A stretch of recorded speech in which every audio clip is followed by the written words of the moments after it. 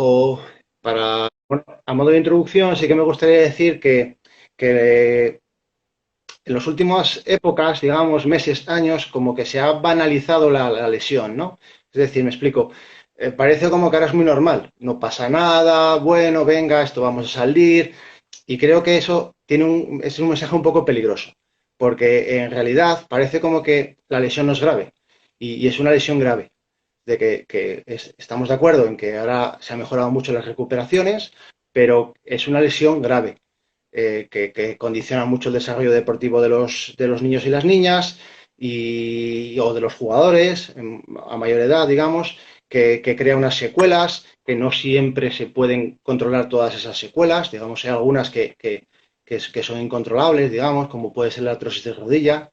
Entonces, sí que dejar como primer mensaje de que lo que primero que tenemos que intentar es evitar la lesión, como en cualquier otra lesión, ¿de acuerdo? Pero que no hay que pensar que, bueno, como le pasa a mucha gente, pues no pasa nada. Claro. Entonces, sí que dejar como ese primer mensaje, que es una lesión que hay que tratar de evitar. Y una cosa que está pasando últimamente, no solo en balonmano, sino en muchos otros deportes, es que la edad del lesionado es cada vez más pequeño. Es que esta es una lesión que antiguamente pasaba a posadolescentes o jugadores de élite o jugadores, digamos, senior, y es que ahora hay lesiones infantiles, digamos, en Sí, niños de 12, de 13, niñas de 12, 13, 14 años que se rompen el ligamento cruzado. correcto. O sea, Y es que eso es muy grave. Es decir, que es un problema de salud, ya no solo de deportivo, es un problema de salud para la vida de las personas. eh, aportar conceptos claves de por qué factores, o sea, esto es multifactorial, ¿no? Todas las lesiones son multifactoriales, Sí, pero factores claves que pueden intervenir. La evolución ha creado, bueno, ha hecho, ¿no? No ha creado nada, que los niños sean más sedentarios, o sea, sí, jugamos a un deporte, sí, pero jugamos a un deporte durante 2 horas, el resto del tiempo estamos sentados, antes estábamos más tiempo en la calle jugando. Eso, esa evolución que viene genéticamente, al final, Héctor García habla mucho de eso, porque yo me fijo mucho en Héctor García en cuanto a anatomía funcional y eso. Dice que esa movilidad de cadera que afecta a todo lo que es el componente de la lesión, ¿no? Movilidad de cadera, movilidad de tobillo, rangos de movimiento óptimos, está, se ha minorizado muchísimo sí, y esa evolución, sumado a ese sedentarismo, sumado a que doblan más todos los jugadores, a que hay más competición, a que hay mayor estrés competitivo, más variables dentro de un contexto, hacen o pueden hacer, sumado a el aspecto condicional claramente, de si se entrena bien o no se entrena bien, cuánto se entrena o qué factores ayudan a reducir ese riesgo, lo sabemos o no lo sabemos, eso es lo que vamos a hablar. Todo esto afecta, ¿no? No es, esto aparece porque sí. Yo te hablo, o sea, a mí me encanta esta lesión, ya yo hablé contigo de los primeros, ¿no? Con Manolo, y porque me encanta esta lesión y creo que es muy importante que se sepan más cosas sobre esta lesión, pero más cosas del sentido de que no es que lo fácil es entrenar fuerza, no. Vamos a ver qué caminos hay, no solo para entrenar fuerza, sino para afrontar si pasa una lesión o intentar que no pase. Tendremos como, no protocolos, porque no quiero llamarlo protocolos, pero sí unas pautas, ¿no? Unos conceptos básicos.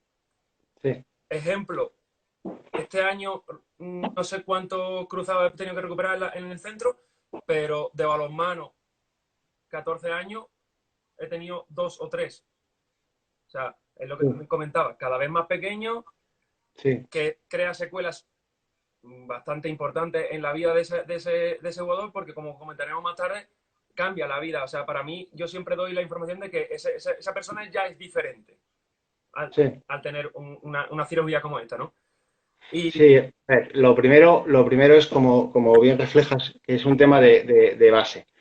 Mm, eh, ¿Te vas a lesionar de que el ligamento cruzado es un problema de entrenamiento? Bueno, sí, posiblemente ahora no solo balonmano, se entrene menos que antes, es posible, pero es un problema de patrones en pequeños, es un pequeño de falta de patrones motores. Dice que los niños ahora, niños, niñas, no juegan en la calle, no tienen son mucho más sedentarios, como dices. Entonces ya, digamos que la introducción a un deporte es ya como con déficits motores. Y queremos como que entrenarlos demasiado, se quiere como entrenarlos demasiado y creemos que entrenándolos mucho, eso va a mejorar. Y entonces, sí que me parece un concepto importante que, sobre todo los preparadores físicos, introducir, como bien sabéis, que en la base trabajar mucho los patrones motores más que a veces el deporte. Lo explicaba muy bien ayer Manolo en el trabajo de la base. Y luego, otro tema muy importante que podría suplir a estos déficits sería hacer multideporte. Correcto. Es decir, que los niños tienen que hacer multideporte. Porque luego al final, cada deporte, sobre todo los minoritarios, pues somos muy claro. Lo primero que intentamos es quitárselos al fútbol. Y eso es imposible, porque todo el mundo quiere jugar al fútbol. Pero luego somos como muy de, bueno, vamos a captarlo para balonmano o vamos a captarlo para baloncesto y que no se me mueva porque voy a perder un jugador. Y es que eso en la base es un error. Eso. Hay que buscar otras maneras de ganarse a ese jugador cuando cumpla la edad formativa, digamos, para que se quede en nuestro deporte, pero el niño tiene que hacer De todo. multideporte, Eso es. porque eso le va a dar, ya sin entrar en qué deportes son mejores o peores, o que si, eso ya aparte, pero multideporte. Y contra más variado sea, mejor. Es decir, si por ejemplo hace balonmano y hace un deporte que encima lo complementas con otro, como puede ser el estándar es el atletismo, que tú sabrás que todo el mundo nombra el atletismo porque si es el más atlético. Bueno, eso ya puede que sí o puede que no, pero tienen que hacer multideporte, porque eso les va a dar la riqueza motriz que les puede hacer afrontar el, digamos, o bien va a mejorar incluso en balonmano, aunque al principio no lo captemos, pero va a mejorar y va a evitar o va a reducir mucho el riesgo de las lesiones. Y luego, pues claro, introducir programas de prevención, bueno, a mí no me gusta decir prevención, me gusta más el nombre reducción, ¿vale? Porque al final prevención suena como muy taxativo y prevenir sería que queremos tener cero. Y eso es imposible. O sea, en el deporte te vas a lesionar. Lo que tenemos que evitar es que las lesiones sean graves. Eso es. Y bueno, pues eso. Hay, Vale. permíteme que te interrumpa, hay ahora mismo estudios que dicen que la especialización temprana no debería ser hasta los 13, entre 11 y Sí, 13 años, que sí, deberían trabajar toda la psicomotricidad hay autores que le llaman la alfabetización motriz de esos programas sí. motores y de ese desarrollo de la psicomotricidad en todos los planos y en todos los vectores, ¿no? De la aplicación de fuerza contra el suelo, que al final es a lo que nosotros no nos movemos en Sí, agua, y sí. por ello es aplicación de fuerza contra el suelo, o sea, permitir o ayudar a nuestro cuerpo a adaptarse a recibir carga interna por musculatura y carga que viene de la gravedad axial y del suelo a nosotros ejercer pues, al andar o al correr. Sí, sí, así es. Y luego, otro de los problemas también de las lesiones tempranas es que tienen un abordaje, digamos, ante una rotura del ligamento cruzado, el abordaje es complicado con los niños.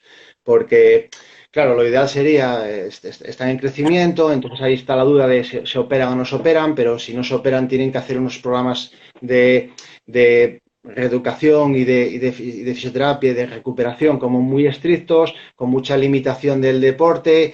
Es complicado. Si se operan pues puedes dañar el cartílago de crecimiento. Ahí ya existe la primera decisión difícil. Y Claro, luego que una vez operado, y por muy bien que estés recuperado, también hay estudios, o tendrías otro problema, es que el que se lesiona muy joven suele lesionarse. O sea, la tasa de relesión es altísima. eso es. Y eso es lo que tendríamos, eso ya sería lo que tendríamos que evitar a todas. Porque bueno, si tienes la mala suerte de romperte un cruzado, o bueno, mala suerte no, digamos que te ha tocado, bueno, tú lo has roto, el no control de esa vuelta al deporte que puede conllevar una relesión, eso es lo que hay que conseguir evitar a toda costa. Porque es que las tasas de relesión son altísimas, que tanto en hombre como en mujer son muy altas. Sí que hay un poco de diferencia, porque en mujer suele romperse la pierna contralateral y en el hombre es más común romperse la plastia. También por la evolución o quizá por los...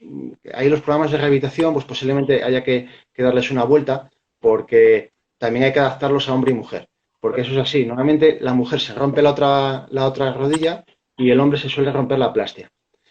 aparte del tipo de plástica que te han puesto. Eso también existiría el debate de qué plástica utilizar, porque bueno, os introduzco un poco rápido. Normalmente suelen ser, la primera que suele utilizar es donante del propio sujeto. Ahora no se utilizan, a menos que sean recambios de muerto, como vamos, o de donante, ¿vale? Se suele usar el mismo, del mismo paciente. Y las dos principales son usar el hueso tendón hueso, ¿vale? Que es coger del tendón rotuliano o coger del semimembranoso semitendinoso. Ahora también se utiliza el cuadricipital, se está empezando a utilizar, ¿vale? Que hay estudios que son bastante prometedores, pero bueno, las tres principales son esas tres. Pero todas tienen sus problemas, digamos. Se utiliza ahora en España, también yo creo que va un poco con la cultura española, de los traumas españoles, casi todos utilizan el semitendinoso, ¿vale? Una plastia de... Y claro, eso crea déficits en la musculatura isquiosural, que curiosamente es la que va a controlar muchas veces la rodilla, por lo cual ya tienes un déficit. La Sin frenada, embargo, la tibia. si usas un hueso tendón hueso, pues esa no les gusta usar a los deportes del salto porque crea déficit en el aparato extensor, por lo cual se cree que no vas a saltar bien. Claro, que no es tan simple como te cogen un trocito de un músculo y te la ponen ahí y eso no te va a crear déficits. Entonces, en ese aspecto, sí que lo ideal es adaptar la cirugía al paciente y al deporte. No solo al deporte, sino al paciente. Eh, bueno, ahí esa es la primera decisión a tomar. Eso. ¿Qué plástico utilizar? Eso es. Ahora comentaremos. Me gustaría que antes de que preguntarte la primera pregunta, me comentaras esos factores diferentes que tienen las mujeres con respecto a los hombres, para que ellos lo sepan. Sí, mira, para empezar nuevamente, ¿cuáles son los factores generales? ¿Vale? Normalmente suele ser una falta de control neuromuscular, ¿vale? Bueno, lo primero es el deporte. Digamos, tenemos un deporte en el que hay aterrizajes, ¿vale? De hecho, hay saltos por el cual hay aterrizajes, hay frenadas y hay cambios de dirección, que digamos que son los tres conceptos en los que el ligamento cruzado de las rodillas sufre mucho, ¿vale? Entonces, a partir de ahí, que tenemos un deporte que tiene esos riesgos, ¿cuáles son la falta de aprendizaje del patrón motor para hacer esos movimientos? Son los que conllevan al mayor riesgo de lesión. Bien, por cual, ¿cuáles son los factores generales? Pues digamos que tener una dorsiflexión del tobillo, el tobillo que no tenga una buena flexión dorsal, que no hagamos una buena flexión de cadera.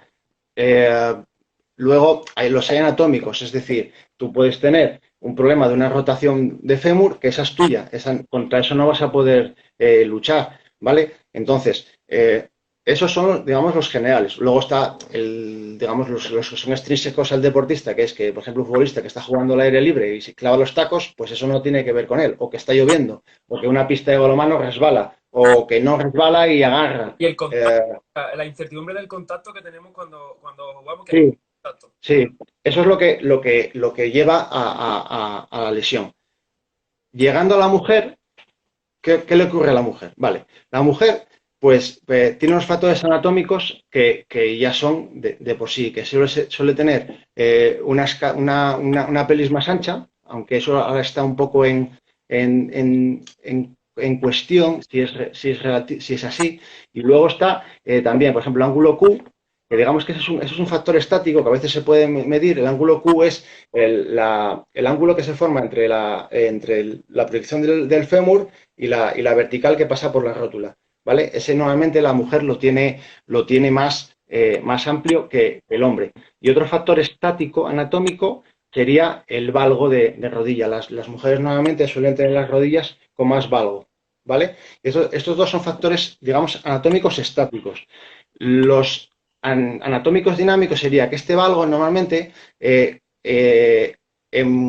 haciendo el deporte, se agudiza. O sea, es decir, tú puedes ver una chica que a lo mejor le miras las rodillas y dices, bueno, pues parece que está normal, pero tú la ves en los apoyos y ves que mete la rodilla en los apoyos. Y eso, digamos, es lo que se llama el valgo dinámico de rodilla. Digamos que la rodilla no se rompe en estático. Entonces, se rompen dinámico en el movimiento, por lo cual es en este valgo quizá el que más haya que controlar, ¿vale? Eh, ¿Qué más podríamos hablar de las mujeres? Mira, las mujeres normalmente suelen tener un control neuromuscular de los isquiotibiales y del glúteo medio peor que los hombres, por genética. Eso, Digamos añado, añado, entonces, digamos que esos son dos músculos que controlan mucho la movilidad de la rodilla y la traslación anterior del fémur, perdón, de la tibia sobre el fémur. Entonces, al tener peor activación, que no significa que lo puedan tener peor, suelen tener menos masa muscular también, en generalizada. Pero aparte es que activan peor esos dos músculos, por lo cual tarda más en controlarse el valgo dinámico de la rodilla. ¿Vale? eso, ¿Qué podríamos hablar más? Mira, pues la mujer también suele hablar que tiene una dominancia de cuádriceps frente a los isquiotibiales. ¿Vale? Eso significa que nuevamente que tira más la musculatura extensora que la flexora. Entonces no consigue controlar. En los aterrizajes, la mujer se ha estudiado dinámicamente con vídeos que suelen tener un aterrizaje como más rígido, que se llama. Digamos, ellas no amortiguan tanto, no hacen tanta flexión de cadera ni tanta flexión de rodilla, aterrizan más erguidas y eso hace que se transmita toda la fuerza sobre la rodilla. ¿Vale? Y entonces eso pues también es como más factor de riesgo. Y luego tienen un tema que es el tema hormonal, que ahora hay muchos estudios o se están sacando más estudios sobre la influencia de su ciclo menstrual sobre las lesiones. En la rodilla hay varios estudios que vendrían a decir que es un factor de riesgo. Es decir, durante su ciclo menstrual pues tienen, de todas las hormonas que tienen, sobre todo la progesterona, los estrógenos y la relaxina, son los que influirían mucho, llegando a un pico de lesión o un pico de riesgo de lesión en la fase preovulatoria. ¿Vale? La fase lútea suele ser más estable, pero la fase preovulatoria, por crecimiento de los estrógenos y disminución de la progesterona, ¿vale? Tienen más riesgo. Además, en la fase preovulatoria, en la relaxina hay más relaxina, por lo cual digamos que tienen más elasticidad, se aumenta la elasticidad articular, digamos, tienen unas articulaciones más holgadas, ¿vale? Eso se le sumaría que normalmente las mujeres suelen ser más elásticas, perdón, más flexibles que los hombres. Tú sabes, muchas veces siempre verías las mujeres estas que a lo mejor hasta hiperextienden el codo, o tienen codos recurvatus, o tienen la rodilla recurvatum, que eso también es un factor de riesgo. Entonces, en eso se está estudiando bastante ahora, en la diferenciación entre hombre y mujer, sobre todo en el entrenamiento, y tienes varios compañeros estudiándolo, ¿vale? Incluso se plantea como que hay que adaptar el ciclo de entrenamiento a esa fase, ¿vale? Esto es un tema claro, parece genial, tener un control neuromuscular de los isquiotibiales y del glúteo medio peor que los hombres, por genética. eso, Digamos añado, añado, entonces, digamos que esos son dos músculos que controlan mucho la movilidad de la rodilla y la traslación anterior del fémur, perdón, de la tibia sobre el fémur. Entonces, al tener peor activación, que no significa que lo puedan tener peor, suelen tener menos masa muscular también, en generalizada. Pero aparte es que activan peor esos dos músculos, por lo cual tarda más en controlarse el valgo dinámico de la rodilla. ¿Vale? eso, ¿Qué podríamos hablar más? Mira, pues la mujer también suele hablar que tiene una dominancia de cuádriceps frente a los isquiotibiales. ¿Vale? Eso significa que nuevamente que tira más la musculatura extensora que la flexora. Entonces no consigue controlar. En los aterrizajes, la mujer se ha estudiado dinámicamente con vídeos que suelen tener un aterrizaje como más rígido, que se llama. Digamos, ellas no amortiguan tanto, no hacen tanta flexión de cadera ni tanta flexión de rodilla, aterrizan más erguidas y eso hace que se transmita toda la fuerza sobre la rodilla. ¿Vale? Y entonces eso pues también es como más factor de riesgo. Y luego tienen un tema que es el tema hormonal, que ahora hay muchos estudios o se están sacando más estudios sobre la influencia de su ciclo menstrual sobre las lesiones. En la rodilla hay varios estudios que vendrían a decir que es un factor de riesgo. es decir, durante su ciclo menstrual, pues tienen, de todas las hormonas que tienen, sobre todo la progesterona, los estrógenos y la relaxina, son los que influirían mucho, llegando a un pico de lesión o un pico de riesgo de lesión en la fase preovulatoria. ¿Vale? La fase lútea suele ser más estable, pero la fase preovulatoria, por crecimiento de los estrógenos y disminución de la progesterona, ¿vale? Tienen más riesgo. Además, en la fase preovulatoria, en la relaxina hay más relaxina, por lo cual, digamos que tienen más elasticidad, se aumenta la elasticidad articular. Digamos, tienen unas articulaciones más holgadas, ¿vale? Eso se le sumaría que normalmente las mujeres suelen ser más elásticas, perdón, más flexibles que los hombres. Tú sabes, muchas veces siempre verías las mujeres estas que a lo mejor hasta hiperextienden el codo, o tienen codos recurvatus, o tienen la rodilla recurvatum, que eso también es un factor de riesgo. Entonces, en eso se está estudiando bastante ahora, en la diferenciación entre hombre y mujer, sobre todo en el entrenamiento, y tenéis varios compañeros estudiándolo, ¿vale? Incluso se plantea como que hay que adaptar el ciclo de entrenamiento a esa fase, ¿vale? Esto es un tema claro, parece genial y para un deporte individual es perfecto. Tú monitorizas o monitorizáis a vuestro entrenado o vuestra entrenada y le decís, vale, pues te voy a adaptar las cargas de trabajo o no, bueno, las cargas o qué realizar en cada fase del ciclo menstrual. ¿Qué ocurre? Hay estudios de eso. Sí. ¿Qué ocurre? El problema está en deportes de equipo, porque es que es volveros locos. Es decir, tienes que cuadrar 16 ciclos menstruales a tus cargas. Pero claro, es que el futuro o la vía es esa, porque bueno, en deporte de élite se contempla el control de esto con anticonceptivos, pero claro, esto es un tema que en base no tiene cabida. Eh, entonces, esa parte solo se podría controlar así. Eso es. Añadirte que de lo que has comentado anteriormente, que el ángulo Q, porque siempre se nombra el ángulo Q, pero se está viendo por estudios que no es tanto el ángulo Q, sino que cuando pasan la pubertad, o sea, cuando empieza la edad madurativa, el cambio hasta somos el hombre y la mujer antes de somos más o menos iguales, el desarrollo, ¿no? Condicional, estructural y Sí. anatómico, pero cuando comienza la menstruación y la pubertad, hay un cambio en la activación de toda esa cadena que has comentado, Sí. extensora y flexora. Entonces, nosotros somos más fuertes o estamos más, teníamos más simetría entre anterior y posterior, pero ellas Sí. disminuyen bastante lo que es todo el glúteo, toda la activación del glúteo, el control, el timing, ¿vale? Sí. En deporte, en entrenamiento hablamos de feed forward. El feed forward es la preactivación que sucede ante algo que va a pasar. No, Sí. no, el feedback es la retroalimentación y el feed forward es esa capacidad de activar antes. Ese timing y ese lo tienen de ese isquio que tiene que, como has dicho, controlar esa tibia que anterioriza, frenar,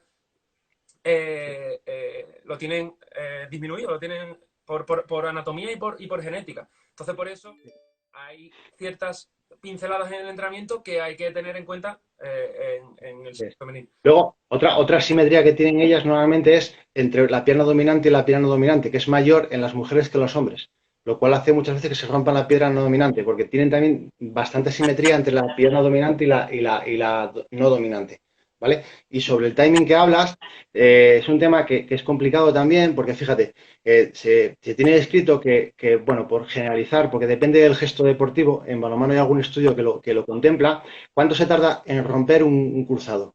¿Vale? O sea, cuánto, y está considerado como que la media son 40 milisegundos, ¿vale? Si el periodo de activación medido por electromiografía de activación del isquiotibial es 60 milisegundos, quiere decirte, confiarte solo a que el isquiotibial te va a frenar esa tibia es imposible, porque es inviable. El cruzado se rompe en una frenada más rápido que se puede activar el isquiotibial, por lo cual también hay días, bueno, lo fío todo a poner unos isquiotibiales y a empezar a hacer nórdicos allí como un bestia. No, porque es que es más. Claro. Es que es más. y esto me lleva a introducirte un concepto que seguro que conocerás también, porque lo hemos hablado, que es la rotura del ligamento cruzado anterior es una lesión mecánica o neural. Es decir, estamos investigando todos, o estamos todos mirando, preocupándonos de hacer fuerza, que es genial, de todos los conceptos del entrenamiento, pero relacionados con la fuerza, con el ejercicio, pero eh, yo creo que nos falta algo, porque los chicos y las chicas se siguen rompiendo. Entonces, hay que empezar a mirar más arriba. Es un problema de activación. Yo creo que es un problema de activación. El mapa motor o las vías eferentes no llega suficientemente rápido al cerebro. Y de vuelta, la respuesta no llega suficientemente y entonces es cuando se producen disociaciones entre la activación de una musculatura Eso es. y el entorno. Un Entonces, alternativo esa información sensorial que sube y baja rápido. Ahora sí. mismo, bueno, por lo menos yo en mi trabajo sí trabajo mucho ese factor neural, que ya lo hemos hablado en otras veces, y sobre todo al principio para volver a reconectar, ¿no? Un poco Sí, mal sí, sí, todo sí. eso. Porque de hecho, una de las cosas que están totalmente probadas es que, bueno, vamos a decir, se ha roto un cruzado, se ha operado, bien, todo ha ido bien, empieza la rehabilitación, ¿vale? Empieza la fisioterapia, bien. Ese periodo está pautado y hay estudios que dirían, bueno, podríamos hablar del tiempo de vuelta al deporte, que eso es un tema muy controvertido, que queremos volver muy rápido porque lo vemos en el marca, que Cristiano Ronaldo se lesionó y volvió en 6 meses, por ejemplo, los famosos 6 meses, eso es una lacra, eso, hablándolo claro, es una lacra para el deportista y para la recuperación, porque es que no estamos hablando del mismo concepto. Pero bueno, lo podremos hablar luego. Pero los déficits que se producen están comprobados que incluso hay déficits neuromusculares a 12, 24 y hay incluso estudios que hablan de a 5 años. O sea, 5 años hay pacientes o hay jugadores o hay deportistas o hay personas de la calle que muchas veces es peor porque no se han recuperado. Porque dices, bueno, yo hago deporte, pues nada, hago los 4 ejercicios, me recupero y para estar trabajando me vale. Bien, pues esa gente tiene déficits neuromusculares y de activación y de dismetría entre una articulación y entre una pierna y la otra 5 años después de la rotura, Correcto. ¿vale? Por no hablar que normalmente la artrosis después de una rotura de cruzado está prácticamente garantizada. Ojo, te operes o no te operes. Eso es. Porque hay gente que piensa, no, me opero y eso es solucionado. No, no, es que de hecho ahora se está variando hacia abordajes no invasivos con no cirugía, dependiendo de paciente y deporte que practica o vida laboral, porque es que antes se dirá, bueno, para que no tengas artrosis, y es que eso es mentira.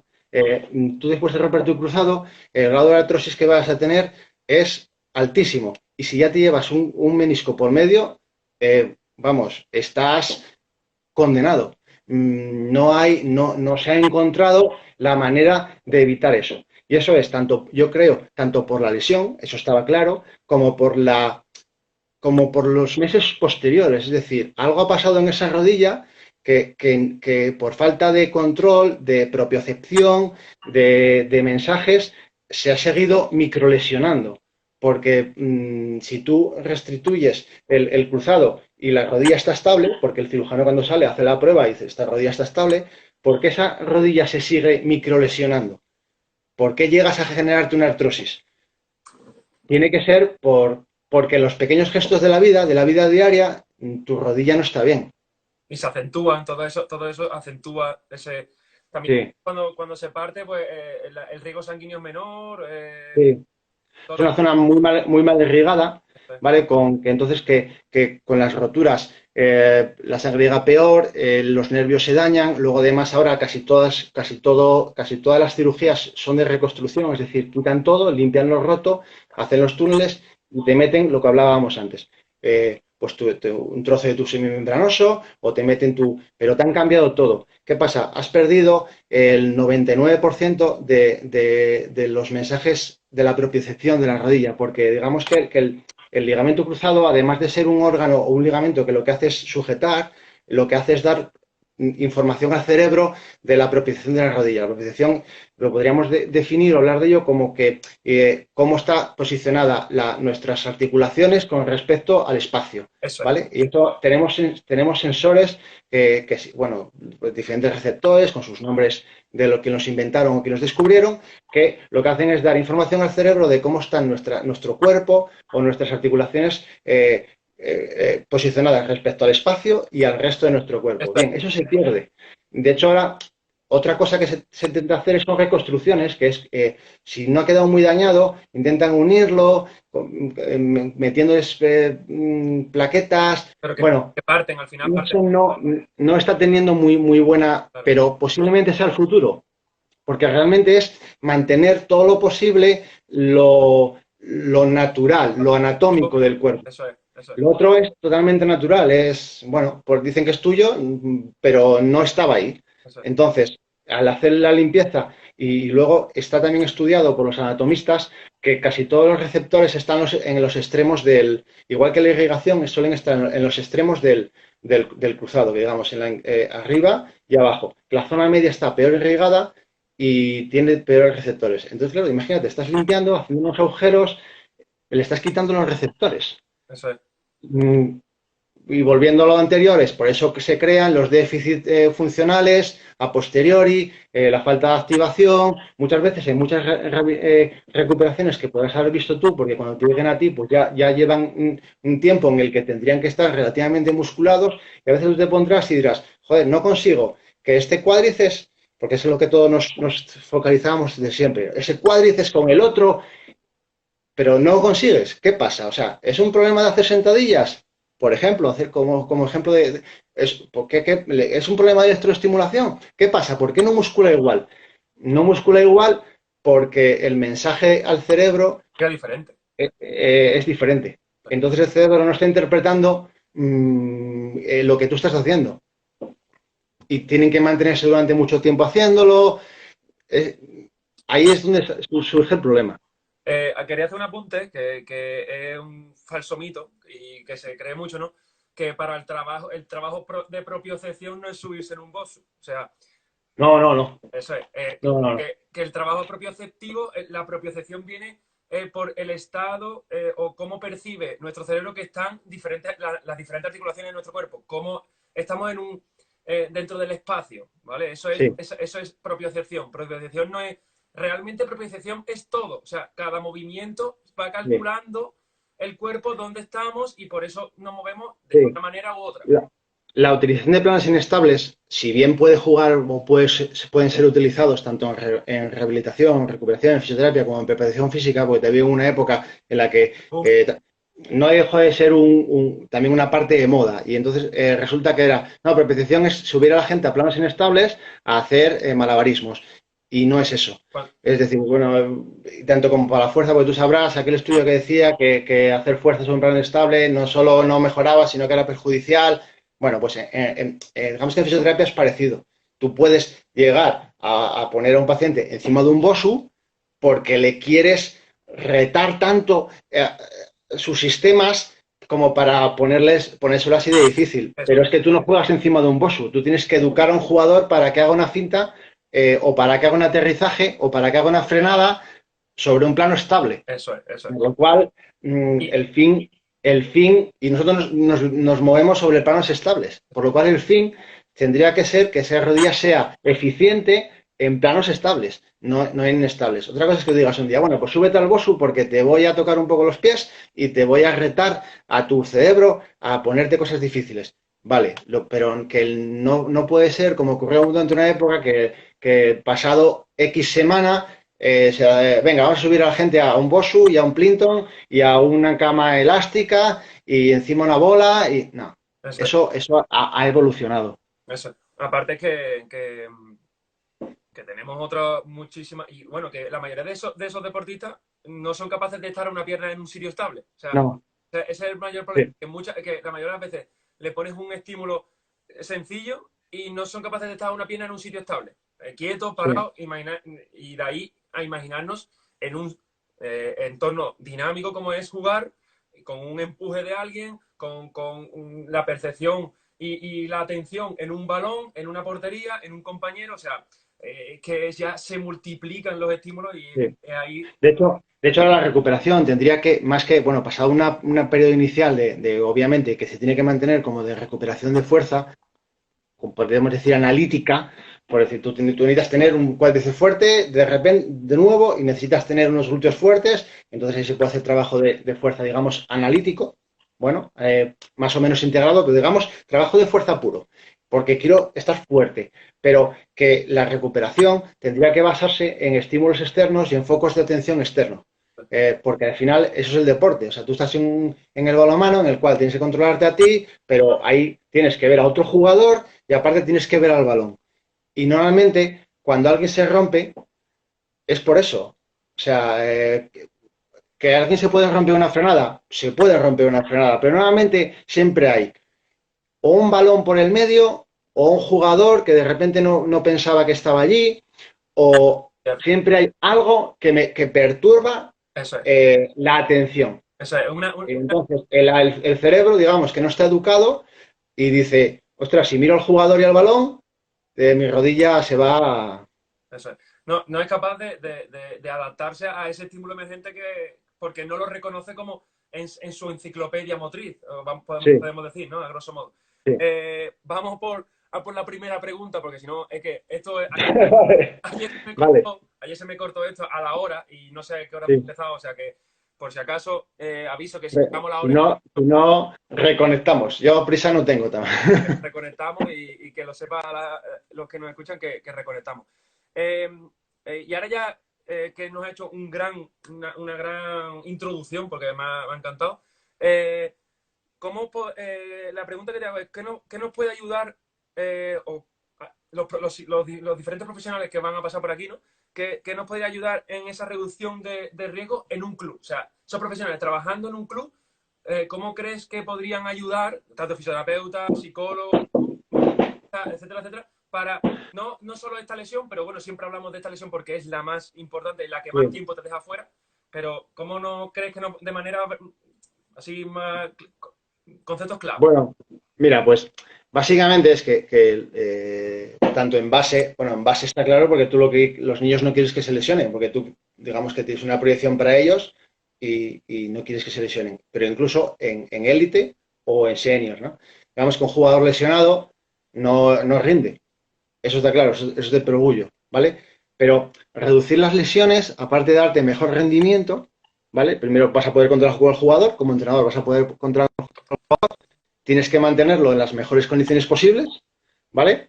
Y claro, digamos que todo lo que sea evitar que se lesione, te va a dar esa posibilidad. Tú vas a poder tener el jugador o la jugadora a disposición de poder jugar. Eso desde el punto de vista del equipo. Y luego, obviamente, desde el punto de vista del jugador lo que quiere es jugar. No se quiere lesionar, nadie se quiere lesionar. Por lo cual, eso es lo que hay que aportar. Desde todos los equipos multidisciplinares, aportar y mantener al jugador, que lo hablabais ayer, en las mejores condiciones posibles para rendir. Eso, Que estoy de acuerdo con vosotros en lo que hablabais de las mejores condiciones posibles. Depende de cada club, depende de cada equipo y depende de cada. Eso es un concepto individual del equipo. Porque, claro, en la élite será que un delantero te marque 40 goles o que un lateral te meta 10 por partido. A lo mejor eso es rendimiento para alguien, pero para un niño rendimiento es poder jugar y poder jugar con sus amigos. Mm, Entonces, eso es rendimiento. De acuerdo con vosotros. ¿Qué se puede aportar? Pues eso, que no se lesionen los niños. Y luego, mira, en fútbol, como en todo, siempre hay mucho, como hay más dinero o lo que sea, hay muchos estudios. Y había un estudio que ponía que lo habían hecho en la Champions League, que ponía cuánto le había costado a los clubes el tener a los jugadores lesionados. Y decirte, en la élite, la lesión de los jugadores cuesta mucho dinero a los clubes. Entonces, eh, se trabaja para ello. eso es la cuestión. Pero sin embargo se lesiona mucho. Es decir, que es una cosa como curiosa, ¿no? Lo tienen estudiado, pero sin embargo se lesionan mucho. Porque es que Bueno, hay cosas que no se pueden. porque es que luego la élite es otra cosa. Entonces, Y a lo que me refiero con esta pregunta es eh, mm, qué transmitirías a ese club, a ese presidente, bueno, o director técnico, cómo afrontar por medio de la fisioterapia, de la condición física de la preparación física y de la psicología para tener propuestas o calentamientos o trabajo preventivo, ¿no? Que se le llama, Sí. ¿no? El trabajo, la novedad, el trabajo preventivo, meter siempre trabajo preventivo, que no me gusta llamarlo así, pero bueno, que existe. Es que eso es complicado porque, mira, incluso los entrenadores, ¿no? Y con la reducción ahora de horas de entrenamiento, ven como que cuando les queremos introducir, vamos a hacer unos ejercicios y una tabla de ejercicios, o esta parte del calentamiento me la vas a dejar, lo ven como una pérdida de su tiempo de entrenamiento. Y esto es un error, porque, digamos, lo que se busca no es perder el tiempo, si lo que se busca es evitar que se lesionen uno y luego que está demostrado que mejora el rendimiento también. Si se lo quieres vender mejor es, mira, yo no solo te digo que no se van a lesionar, te digo que van a rendir mejor. Y si lo empiezas a hacer de encima desde la base, la curva de aprendizaje de ese niño, de rendimiento de ese niño, siempre va a ser creciente. Mientras que si no lo trabajas, va a ser más baja. Ahora que hablamos de curvas como el coronavirus, pues va a ser más baja y luego encima es, está subiendo no sé qué, pues, me lesioné. Y, bueno, me lesioné. Y, bueno, entonces va a ser aquello como que, entonces, que no es una cuestión solo de introducir o que introduzcamos estos programas para que el chico o chica no se lesione, sino que es que le va a aumentar el rendimiento. No, La manera de afrontarlo es eso. eso es, eso es. O sea, pero yo que lo veo, yo que soy entrenador también, porque no solo estuve preparado físico, ¿no? Y tengo un equipo cadete, o sea, yo lo tengo totalmente integrado, ¿no? Yo creo que para mí no es una pérdida de tiempo. ¿Es cuestionable por los jugadores y jugadoras? Pues puede ser, pero Sí, al final yo creo que llega un momento en que te lo agradecen. Cuando pasan los años, se agradece el que tú hayas intentado paliar, ¿no?